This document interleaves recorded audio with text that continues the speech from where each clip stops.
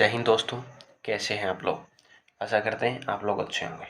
Wave equation and transverse nature of electromagnetic waves, या फिर आप बोल सकते हैं electromagnetic waves in the form of electric field and magnetic field intensity. इस प्रकार की क्वेश्चंस की हम इस वीडियो के अंदर आपके साथ डिस्कशन करने वाले हैं। तो कुछ अगर मैं आप लोगों से जर्नल चर्चा करूं कि इलेक्ट्रिक फील्ड ये वेव्स होती क्या हैं, तो जनरली अगर ईएम वेव्स की अगर बात की जाए तो उस प्रकार की वेव्स को ईएम वेव्स बोला जाता है जो बिना किसी मीडियम की सहायता से चले और जिसमें इलेक्ट्रिक फील्ड और मैग्नेटिक फील्ड एक दूसरे के क्या हों, म्यूचुअली परपेंडिकुलर हों। उस प्रकार की इक्वेशन को क्या बोलते हैं, जनरली अपन electric field equations electromagnetic equations बोलते हैं। ये रिलेशन आप जानते होंगे, ये रिलेशंस आपने 12th क्लास में स्टडी किया होगा। क्लियर है। तो ये जिस डायरेक्शन में ये मूव कर रहा है, this is move in this direction which is known as electric field which is in x axis direction and magnetic field which is in b y मतलब वाई डायरेक्शन और the wave propagation in z axis direction. Clear. यहाँ तक आपको जो भी अपनी ये value चाहिए थी वो आप लोगों को पता चल गई है, क्या क्या हमें चाहिए और क्या क्या अपने लिए ज़रूरी है।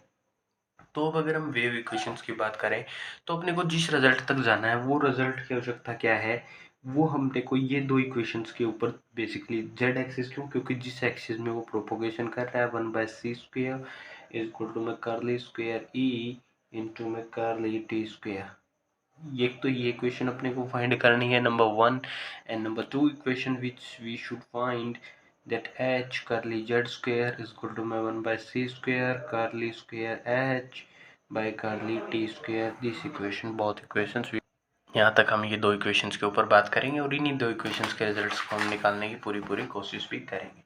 तो हम जैसा कि मैक्सवेल की इक्वेशन से जानते हैं, मैक्सवेल की इक्वेशन से आप क्या जानते हैं कि del operator into e vector, del operator into e vector is equal to minus b vector by time, और we can also write like this, therefore this we will take mu for a matter। हमने ये equation ली है for a matter any medium के लिए हमने ली है, हम इस इक्वेशन को जानते हैं। अगर मैं इस इक्वेशन में दोनों side both side del operator से क्या कर दूं, मल्टीप्लाई कर दूं, तो हमें क्या मिलेगा, मैं कुछ इस तरीके से लिख सकता हूँ। अब अगर मैं इस डेल ऑपरेटर पर ट्रिपल वेक्टर प्रोडक्ट लगाऊं और इस वेक्टर पर हम मैक्सवेल की इक्वेशन की वैल्यू को पुट कर दें, देखिएगा कुछ इस प्रकार से जो है आपके पास एक रिजल्ट बनेगा mu curly curly by t और j plus curly d by d t. यहाँ तक किसी को कोई समस्या होनी भी नहीं चाहिए, हो भी नहीं सकती। अपने पहुंचना इलेक्ट्रिक फील्ड से और डी की वैल्यू आई हुई है, तो हम क्या कर सकते हैं, यहाँ पर हम लगाएंगे एक वेक्टर ट्रिपल प्रोडक्ट का जो एक रिजल्ट है। वेक्टर ट्रिपल प्रोडक्ट आपको 1.3 एक्सरसाइज ऑफ वेक्टर कैलकुलस की एक एक्सरसाइज, उसके अंदर फिर भी हम रिजल्ट बता देते हैं आप लोगों को। यहाँ पर जो वैल्यू होती है इसे बाहर लिखिए, इसका और इस वेक्टर का डॉट प्रोडक्ट माइनस यहाँ जो वैल्यू है उसे बाहर लिखिए, इस वेक्टर का और इस वेक्टर का डॉट प्रोडक्ट मतलब del operator dot del operator del square minus mu curly upon t j plus epsilon curly e vector upon d t. ये तो पता है ना आप लोगों को कैसे लिख दिया, हमने बहुत सारी वीडियो में डिस्कशन कर लिया है कैसे लिखा है। अब हम डायरेक्ट इसको यूज़ करने वाले हैं। और जैसा कि हम जानते हैं कि J इज इक्वल टू में माइनस सिग्मा ई, ये रिजल्ट हम जानते हैं, इस रिजल्ट को भी हम यहाँ पे यूज़ कर देंगे ताकि अपने को किसके अंदर इलेक्ट्रिक फील्ड के अंदर टोटली वैल्यूज़ देखने को मिल जाए। तो del operator e vector minus del square e vector, क्योंकि पूरी इक्वेशन को हमने किसके अंदर बना लिया है, इलेक्ट्रिक फील्ड के अंदर बना लिया है। तो curly e vector plus epsilon curly e vector by d t. Now if we will multiply this curly d by d t in the inner side, then what we will get, del square epsilon vector minus mu sigma curly by t e vector n mu epsilon curly square upon curly t square into में e vector. अगर ये आपको simply पता होगा मैंने इस result को कैसे यूज़ किया। अगर मैं इस वैल्यू को, इन दोनों वैल्यूज़ को इस राइट लेफ्ट हैंड साइड ले आऊँ और इस वैल्यू को मैं राइट हैंड साइड ले जाऊँ, तो अपने पास एक रिजल्ट, मैं इसको सिंपली कुछ इस तरीके से भी लिख सकता हूँ, या फिर आप मान लीजिए इसको इधर ले आइए और साइन कन्वर्जेशन कर दीजिए। मतलब मैं जो इक्वेशन लिखने वाला हूँ बेसिकली, ताकि अपने जो साइंस है वो दोनों साइड सेम सेम हो जाए, पॉजिटिव पॉजिटिव हो जाए पूरी इक्वेशन में। इसलिए मैं इसको एक इक्वेशन बना लेता हूँ, करली टी प्लस म्यू एप्साइल करली स्क्वेयर ई वेक्टर इंटू करली टी स्क्वेयर। यहाँ तक आपको इक्वेशन में किसी को कोई प्रॉब्लम नहीं हो रही होगी कि यहाँ तक हमने जो है कि इक्वेशन बना ली है, उसके वेरिएबल्स को हमने सेपरेट कर लिया है। अब अगर मैं इस इक्वेशन को फॉर वैक्यूम लिखूँ, तो वैक्यूम के अंदर आप जानते हो सिग्मा 0 होता है, जे 0 होता है, क्लियर, और म्यू इंटू में म्यू नोट हो जाता है और एप्साइल वैल्यू एप्साइल नोट हो जाती है। हमने ये इक्वेशंस की बहुत पहले बात कर ली, मैक्सवेल इक्वेशंस के अंदर हमने ये बातें आपके साथ डिस्कस की थी। आपने वीडियो नहीं देखी तो आप प्लेलिस्ट के अंदर जाकर उस वीडियो को भी देख सकते हैं, क्लियर। यहाँ से अगर मैं फिर ये पूरी वैल्यू क्या हो जाएगी, 0 हो जाएगी, del operator into e vector plus, अब ये जो वैल्यू है ये भी ऑल्सो 0 होती है। मैं इसको अगले वैल्यू में रिजल्ट में बताऊंगा कि ये 0 कैसे होती है, बाय करली टी स्क्वायर, और ये दोनों म्यू नोट में चेंज हो गए। अब हम मैक्सवेल की कौन सी इक्वेशन जानते हैं, इस इक्वेशन से ये रिजल्ट जानते हैं, वी नो दिस रिजल्ट। हम इस रिजल्ट को जानते हैं ना, अच्छे से आप लोगों को इस रिजल्ट की भली भांति भाप होगी कि भाई इस रिजल्ट को हम 0 के इक्वल रखते हैं, और इसी रिजल्ट से मैंने ये क्या बना रखा है, एप्साइल और ई वेक्टर, तो ये वैल्यू भी तो 0 के इक्वल हुई। तो यहाँ से मैंने ये 0 लिख लिया, मतलब del operator e vector is equal to mu epsilon not mu not कर ली ई वेक्टर स्क्वायर कर ली टी स्क्वायर वेक्टर।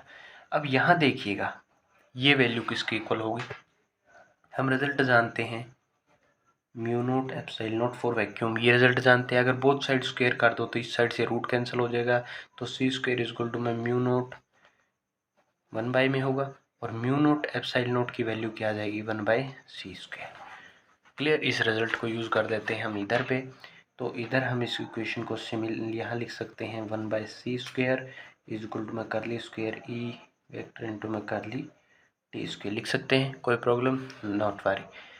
अगर दिस इक्वेशन को अपना क्या जानते हैं कि इलेक्ट्रिक फील्ड किस डायरेक्शन में प्रोपोगेट हो रहा है, जेड एक्सिस की डायरेक्शन में, डेल ऑपरेटर की वैल्यू क्या होती है, डेल स्क्वायर की वैल्यू क्या होती है, curly by curly x i cap, curly by curly y j cap, और curly by by curly z k cap, ये होती है।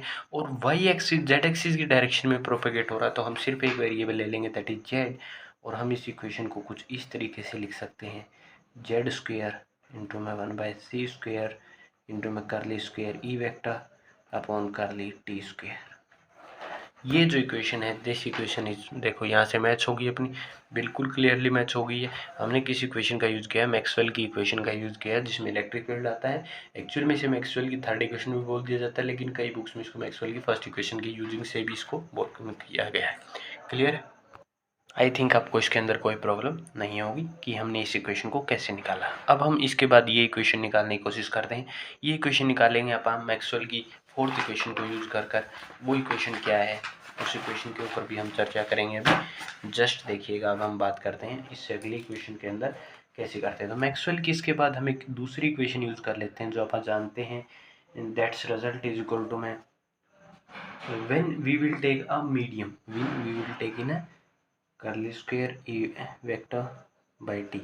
इसमें आप जानते हैं कि जे वेक्टर भी आता है साथ में, लेकिन मैंने जे को क्यों यूज़ नहीं किया, क्योंकि जे जो आपकी सरफेस डेंसिटी है वो 0 हो जाएगी।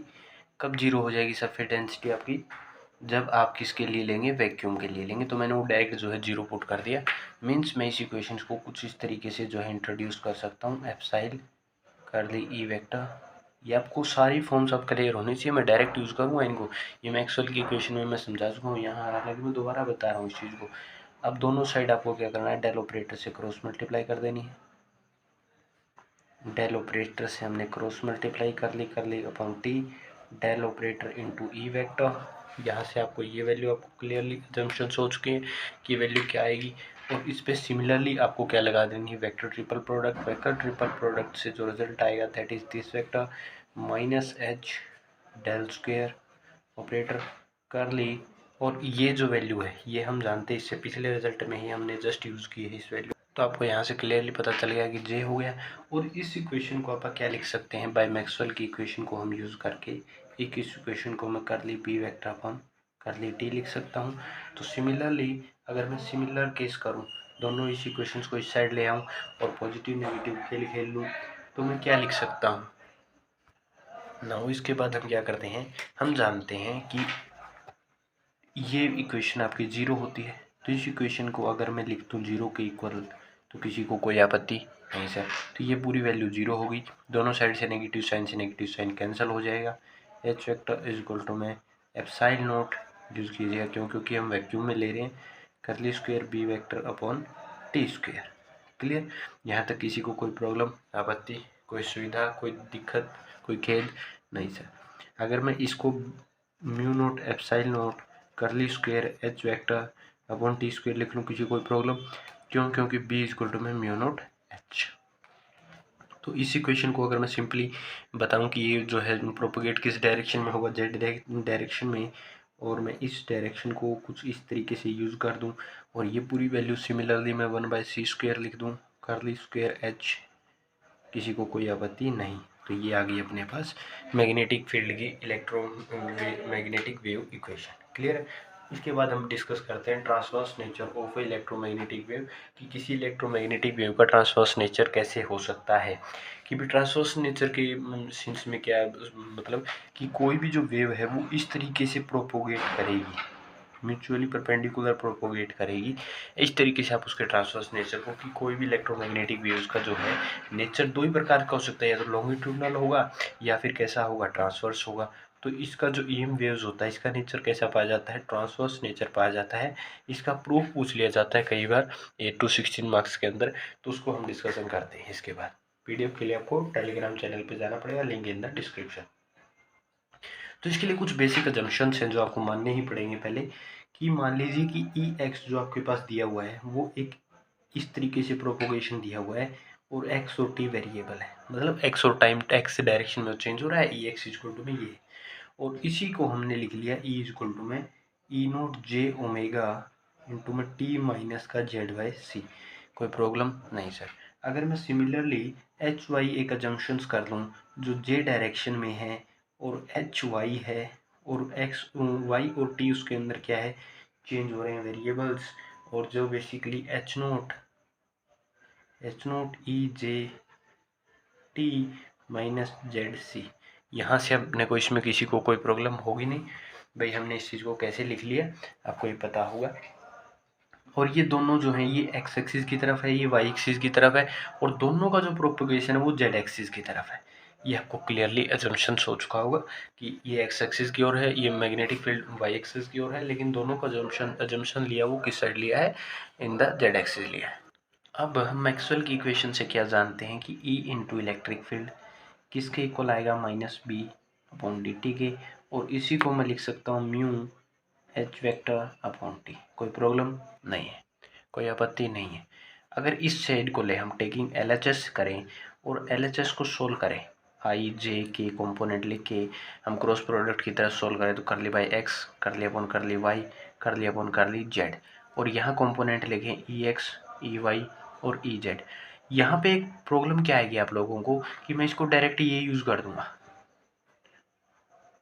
ये क्यों लिख दूँ मैं इसको डायरेक्ट, क्योंकि जब भी आप इसका क्रॉस प्रोडक्ट करोगे, मीन्स मान के देखिए मैं इसका डिटर्मिनेंट सोल्व करता हूँ, तो डिटर्मिनेंट आएगा इसका curly e z curly y minus curly e y upon curly z. Curly x axis की डायरेक्शन में कोई इलेक्ट्रिक फील्ड है नहीं, और जेड की डायरेक्शन में वो प्रोपोगेट हो नहीं, यहाँ प्रोपोगेट तो जेड एक्सिस में हो रहा है, लेकिन ई की डायरेक्शन में कोई वाई एक्सिस की ओर कोई इलेक्ट्रिक फील्ड नहीं है, इधर जेड एक्सिस का तो वैसे ही नहीं होगा। तो इसलिए जो सारे कंपोनेंट होंगे वो जीरो हो जाएंगे, और एक वैल्यू बचेगी सिर्फ और सिर्फ ये, क्यों? क्योंकि इलेक्ट्रिक फील्ड एक्स एक्सिस में है और प्रोपोगेट जेड एक्सिस के अलोन हो रहा है।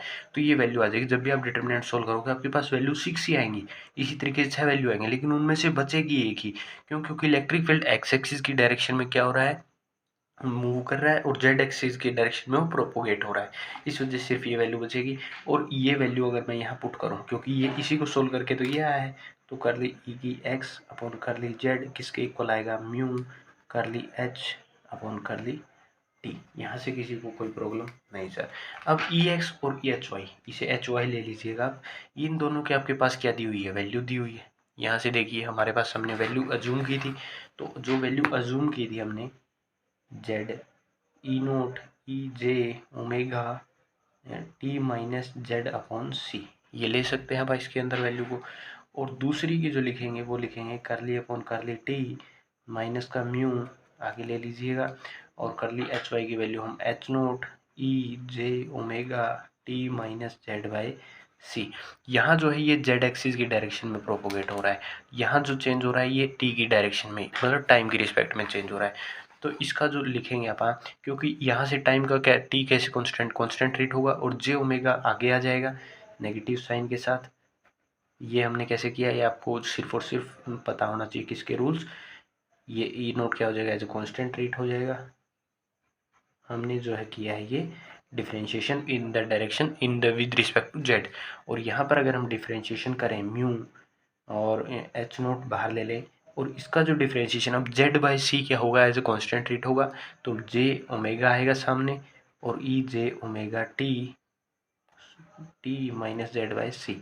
ये वैल्यू दोनों सेम है तो आपस में कैंसिल आउट होगी, नेगेटिव साइन से नेगेटिव साइन उड़ गया, और जे ओमेगा से j omega complete term suspend होगी। तो म्यू नोट सी किसके इक्वल आ गया, mu naught h k, h naught k. इस वैल्यू के क्या आ चुकी है अपने पास, ये दो वैल्यू इक्वल आ चुकी है।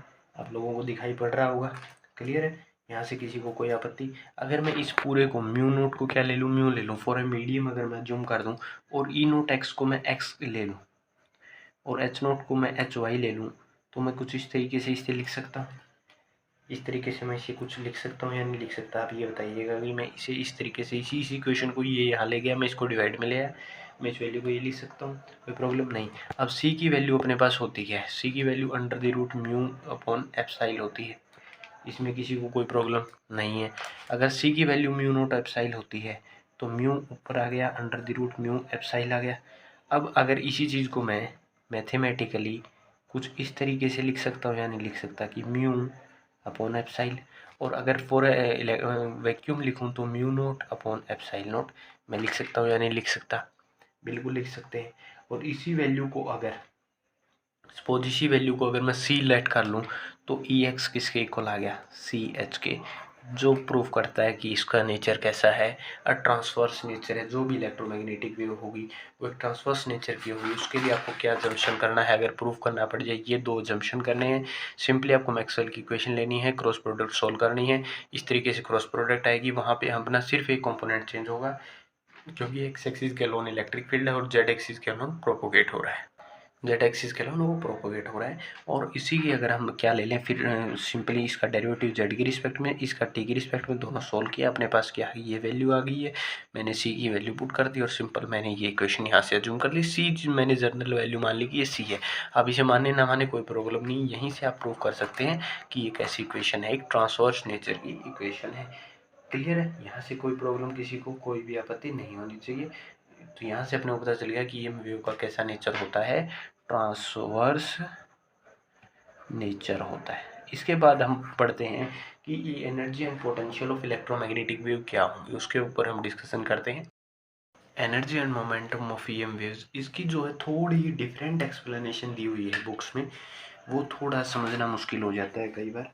समझिएगा, हम टोटल एनर्जी ले लेते हैं किसी भी सिस्टम की, अपन जानते हैं e square plus b square upon mu, ये आएगी किसी भी चीज़ की टोटल एनर्जी, ये होती है। अगर मैं वैक्यूम के लिए लूँ तो मैं ये ले लूँगा, कोई प्रॉब्लम नहीं।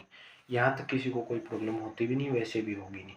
अगर होती है तो आप लोगों को पता है कि कोई ना कोई समस्या आपके अंदर ही है। और दूसरा हम जानते हैं BC, एक ये रिलेशन आप जानते हैं।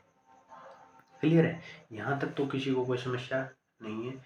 अब तीसरी अगर हम बात करें, अगर हम एक चीज़ और ले लें, अगर मैं B के अंदर ये वैल्यू पुट कर दूँ, अगर मैं इस B के अंदर ये वैल्यू पूरी की पूरी कम्प्लीटली पुट कर दूँ कि सर मेरा B इक्वल टू में C है, मतलब B बाय C मीन्स, अगर मैं B के अंदर, इस B के अंदर क्या वैल्यू पुट कर दूँ, मैं B के अंदर पुट कर दूँ सर E बाय C, और C की वैल्यू हम जानते हैं अंडर द रूट, ये वैल्यू होगी, पुट कर दूँ। अगर मैं इस वैल्यू को यहाँ पुट करूँ इस इक्वेशन के अंदर। तो epsilon not e square plus mu not into epsilon not by में म्यू नॉट था ई का स्क्वायर, क्योंकि स्क्वायर था तो रूट कैंसिल और ई का स्क्वायर, इससे ये कैंसिल हो गया। इन दोनों को ऐड करोगे तो 2 हो जाएगा, 2 से 2 कैंसिल, तो एप्सिलॉन ई का स्क्वायर। ये किसकी वैल्यू आ गई अपने पास, म्यू की वैल्यू आ गई, मीन्स टोटल एनर्जी की वैल्यू आ गई, अगर एक दूसरी फॉर्म में हम इसको डिस्कस करें तो। क्लियर। तो यहाँ पर हम लेट कर लेते हैं कि ये जो u है, ये क्या है आपके पास, एप्सिलॉन नॉट ई का स्क्वायर यह है। हम लेट कर लेते हैं कि जो e है वो अपने पास दिया हुआ था, e कोस, ये आपको याद रखना पड़ेगा भाई, cos a x minus omega t plus rho. ये एक स्लाइटली चेंज है, आपको ये टर्म याद रखनी पड़ेगी। ये बेसिकली क्या है, फेज चेंज है, कोस थीटा ई नोट यहाँ मैक्सिमम एनर्जी है, ठीक है। तो टोटल एनर्जी यू क्या हो जाएगी, इस ई की वैल्यू को किसके अंदर सब्स्टिट्यूट कर दो, इसके अंदर सब्स्टिट्यूट कर दो, तो एप्सिलॉन ई नोट स्क्वायर कोस स्क्वायर के x minus omega T into Sai. Clear, यहाँ तक किसी को कोई आपत्ति। और ये जो डायरेक्शन है ये हमने आई ले ली, आई डायरेक्शन क्यों, क्योंकि इलेक्ट्रिक फील्ड जो था वो आई डायरेक्शन में क्या हो रहा था, प्रोपोगेट हो रहा था, इस वजह से मैंने इसकी डायरेक्शन आई ले ली। क्लियर है। यहाँ ई एनर्जी नहीं है, यहाँ ई एनर्जी नहीं है, यहाँ ई इलेक्ट्रिक फील्ड है, इलेक्ट्रिक फील्ड स्ट्रेंथ है। इस चीज़ को थोड़ा सा जंक्शन में ध्यान रखना है, क्यों, क्योंकि हमने बी मैग्नेटिक फील्ड, ई इलेक्ट्रिक फील्ड, ये थोड़ा हम शायद मैं पिछली बार गलत बता गए, अब उस चीज़ को ठीक कर लीजिएगा। दूसरा हम जानते हैं कि पी वेक्टर आपका होता है electric field into h, Poynting theorem से जानते हैं पॉइंटिंग वेक्टर होता है। अगर मैं इसी चीज़ को vector into b vector upon mu not लिखना चाहूँ लिख सकता हूँ, किसी को कोई प्रॉब्लम नहीं। If I will want to get this value, अगर मैं इस वैल्यू को फाइंड आउट करना चाहूँ तो कैसे करूँगा, आई जे के, और कोई भी जो इलेक्ट्रिक फील्ड हो किस डायरेक्शन में सिर्फ प्रोपोगेट करता है, एक्स एक्सिस में, और मैग्नेटिक फील्ड सिर्फ वाई में, तो बाकी कंपोनेंट्स क्या होंगे, जीरो होंगे। तो इसका जैसे ही आप डिटर्मिनेंट सोल्व करेंगे तो आपको वैल्यू जो मिलेगी वो कुछ इस प्रकार की आपको वैल्यू मिलेगी। कोई प्रॉब्लम नहीं सर, इस प्रकार की आपको क्या देखने को मिलेगी, एक वैल्यू देखने को मिलेगी। तो जो आपको पी वेक्टर आ गया, दिखाई दे रहा है ना, पी वेक्टर आ गया, दैट इज ई की एक्स बी वाई के कैप बाई में म्यू नॉट, ये आपके पास क्या आ गया, एक पी वेक्टर आ गया। क्लियर है, ये आपके पास क्या आ गया, एक पी वेक्टर आ चुका है। इस पी वेक्टर का अब हम यूज़ करेंगे। हम जैसा कि जानते हैं कि बी आपके पास ई बाई सी होता है, पी आपके पास क्या होता है, ई बाई सी होता है। तो अगर मैं यहाँ सिंपल बी ले लूँ, अगर मैं इसे बी वाई और ई एक्स ले लूँ कोई प्रॉब्लम नहीं, अगर इसके अंदर वैल्यू को पुट करूँ तो मेरे को पता है ई एक्स का क्या हो जाएगा, स्क्वायर म्यू नोट अपॉन सी इंटू में के कैप। यहाँ तक किसी को कोई आपत्ति, कोई प्रॉब्लम नहीं हो रही होगी। अगर मैं सी से मल्टीप्लाई और सी से ही डिवाइड कर दूँ तो ये सी स्क्वायर हो जाएगा, और सी स्क्वायर की वैल्यू को अगर मैं mu naught epsilon note use कर दूँ तो किसी को प्रॉब्लम। क्लियर है। तो हम इसे यहाँ क्या यूज़ कर सकते हैं, पी वेक्टर सी ई का एक्स का स्क्वायर के कैप, और म्यू और सी स्क्वायर की वैल्यू को करोगे तो ऊपर रिवर्स हो जाएगी, mu naught epsilon note, mu note से म्यू नोट कैंसिल, तो सी एप्सिलॉन नोट ई एक्स स्क्वायर इंटू में के कैप, ये वैल्यू आ गई। ये समझ गए ना, सी से मैंने क्या कर दिया, न्यूमरेटर में मल्टीप्लाई और सी से ही डिवाइड कर दिया इस तरीके से, ताकि कॉमन रह जाए। और ये अपने पास क्या आ चुका है, एक वैल्यू आ चुकी है, एटलीस्ट जो वैल्यू आनी चाहिए थी। Clear, in the kx direction, if I will use this value from there, if I will use this value, तो what should I will get, c epsilon naught, और this value is equal to मैं, this is equal to मैं epsilon naught square cos square के x minus omega t plus epsilon not into में के cap. आपको ये value क्या देखने को मिल जाएगी, यहाँ से देखने को पूरे मिल जाएगी। क्लियर है। और इस के कैप को अगर मैं यहाँ से डिमिनिश कर दूँ, क्यों, क्योंकि यहाँ से हम किसकी वैल्यू यूज़ करेंगे, आई कैप यूज़ करेंगे। क्लियर है। यहाँ से देखो, यहाँ से स्टेप आपको थोड़ा कन्फ्यूजन कर रहा होगा, मैंने आई की जगह के की जगह आई क्यों लिख दिया, क्यों, क्योंकि के एक्सिस में तो के प्रोपोगेट कर रहा था, लेकिन एक्चुअल में था किस एक्सिस में, आई एक्सिस में, तो यहाँ से इसलिए मैंने इसको आई से रिप्लेस कर दिया। क्लियर है। अब हम मोमेंटम की बात करते हैं। तो मोमेंटम पी वेक्टर से डिनोट होता है, पी वेक्टर एन से डिनोट कर देता हूँ, तो बेसिकली उसको लिखा जाता है पी वेक्टर अपॉन सी स्क्वायर। पी वेक्टर जो भी ये वैल्यू आई है, सिंपली इस पूरी वैल्यू को आप लिखिएगा, सी एप्सिलॉन नॉट ई का स्क्वायर कोस स्क्वायर के x minus omega T into epsilon not I cap, और पूरी को सी स्क्वायर से डिवाइड, मतलब सी से सी कैंसिल। ये जो वैल्यू आई है, this value is value of momentum. इस वैल्यू को जो है मोमेंटम बोला जाता है। और इसी तरीके से आप क्या कर सकते हैं, मोमेंटम फाइंड कर सकते हैं। क्लियर। और भी कई मेथड होते हैं, लेकिन जो बुक में मेथड दिया गया है, जो एक हाई लेवल का मेथड होता है, वो यही मेथड आपको ये पुट करना पड़ेगा। ये एक्स की वैल्यू निकालनी पड़ेगी सिंपली। और पी वेक्टर ये आपको याद रखना पड़ेगा कि पी वेक्टर जो मैग्नीट्यूड मोमेंटम होता है, वो आपका जो भी पॉइंटिंग वेक्टर का आ गया, पॉइंटिंग वेक्टर बाय सी का स्क्वायर। क्लियर। पॉइंटिंग वेक्टर के ऊपर से वैल्यू आ गई, ये हमने यहाँ पे यूज कर लिया। और एनर्जी हम आप लोगों के साथ पहले ही डिस्कस कर चुके हैं। ये जो है आपके पास क्या दी हुई थी, एनर्जी दी हुई थी पॉइंटिंग वेक्टर की, और ये आपके पास मोमेंटम आ चुका है। तो थैंक यू वेरी मच भाई, मिलते हैं नई वीडियो से, तब तक के लिए ओके बाय, टाटा, जय हिंद, जय भारत।